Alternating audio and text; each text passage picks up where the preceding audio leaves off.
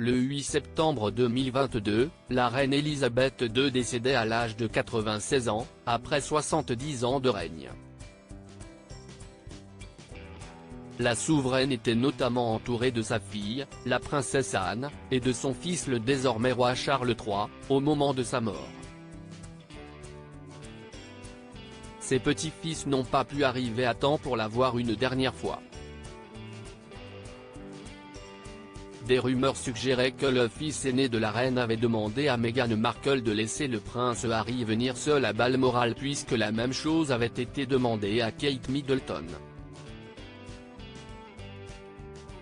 Un nouveau livre sur la famille royale écrit par l'expert Robert Hardman, Charles III, New King, New Cour The Inside Story, en français, Charles III, Nouveau Roi, Nouvelle Cour.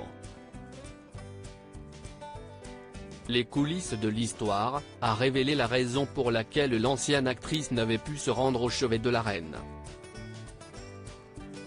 Si l'ouvrage sort ce 18 janvier, des extraits ont, en effet, été publiés, comme l'a indiqué The Daily Express ce samedi 13 janvier.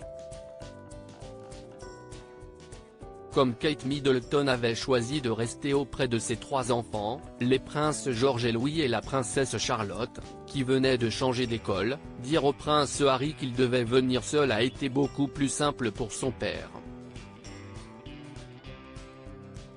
Ainsi, cela a été beaucoup plus facile de dire à Harry de venir seul, a indiqué l'auteur.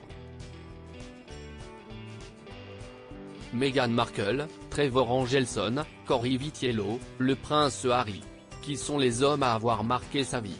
Le prince Harry, seul à Balmoral après la mort de la reine Elisabeth II. Dans ses mémoires, le prince Harry avait écrit qu'il avait reçu un appel de son père l'avertissant que la santé de la reine était plus que chancelante. Il y expliquait « J'ai immédiatement envoyé un SMS à Willy pour lui demander si Kate et lui allaient prendre l'avion. Si oui, quand et comment. Pas de réponse. Meg et moi avons regardé les options de vol. » Dans son livre à paraître, l'auteur royal a confié « Manifestement, le prince William n'a pas considéré que c'était le moment approprié pour la conversation intensément difficile qu'il devait avoir avec son frère, révélant aussi que le sentiment de trahison ressenti par le prince William était encore très présent. » Alors que Harry et Meghan faisaient les démarches pour se rendre ensemble à Balmoral, celui qui venait de devenir roi a donc demandé à son fils de venir seul.